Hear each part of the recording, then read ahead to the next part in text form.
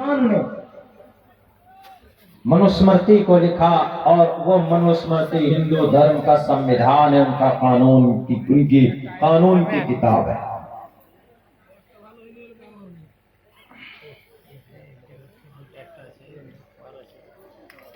لیکن منو کو کون جانتا ہے؟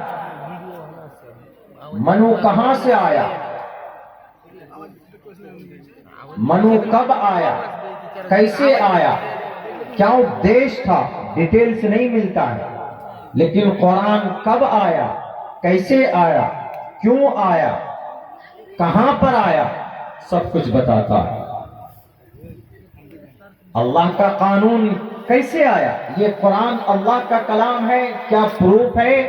جی پروف ہے۔ وَإِنَّهُ لَتَنزِيلُ رَبِّ الْعَالَمِينَ، یہ رب کا کلام ہے۔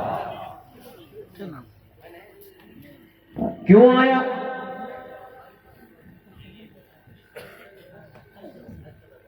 کیا مقصد ہے؟ وہ بھی کہتا ہے شہر رمضان الذی انزل فیہ القرآن ھدی للناس، انسانوں کی بھلائی کے لیے۔ کیسے آیا؟ نزل بہ الروح الامین، جبرائیل امین کے ذریعے آیا۔ کہاں پر آیا؟ علی قلبک، جناب محمد رسول اللہ کے قلب اطہر پر، اور وہاں سے پھر پوری دنیا کو پیغام دیا گیا۔ کیا فائدہ ہوگا اس قرآن کو پڑھ کر؟ کیا فائدہ ہوگا اس قرآن پر عمل کر کے؟ کیا فائدہ ہوگا؟ من اطاع اللہ ورسولہ فقد فاز، جو انسان اللہ اور اس کے رسول کی اتباع کرے گا فقد فاز۔ This is Arabic sentence. The word is qad is used for surety. عربی میں لفظ قد ماضی میں پاسٹ میں جب یوز کرتے ہیں تو اس کا مطلب ہوتا ہے یقین۔ فقد فاز، یقیناً وہ انسان کامیاب ہو گیا جس نے اللہ اور اس کے رسول کی اتباع کی، یعنی جس نے قرآن اور حدیث کے مطابق اپنی زندگی گزاری۔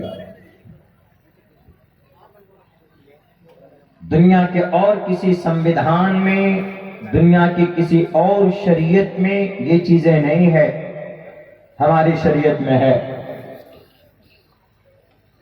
بہت سے لوگ بولتے ہیں کہ آپ کی شریعت میں یہ تشدد ہے، آپ کی شریعت میں یہ چیز نہیں پائی جاتی ہے، آپ تو مسلمان ہیں، آپ صرف دھرم کی بات کرتے ہیں، آپ صرف نماز کی بات کرتے ہیں، آپ صرف اذان کی بات کرتے ہیں، آپ روزوں کی بات کرتے ہیں، آپ زکوٰۃ کی بات کرتے ہیں، آپ ترقی کی بات کیوں نہیں کرتے؟ آپ کا قرآن دیش کو آگے لے جانے میں کوئی مدد کیوں نہیں کرتا؟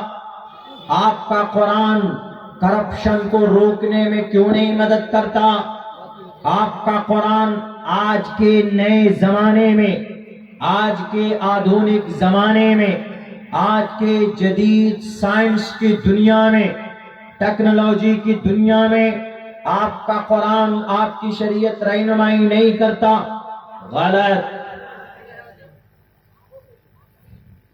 قرآن صرف 1458 سال پہلے نازل ہونے والی کتاب کا نام نہیں ہے۔ قرآن وہ کتاب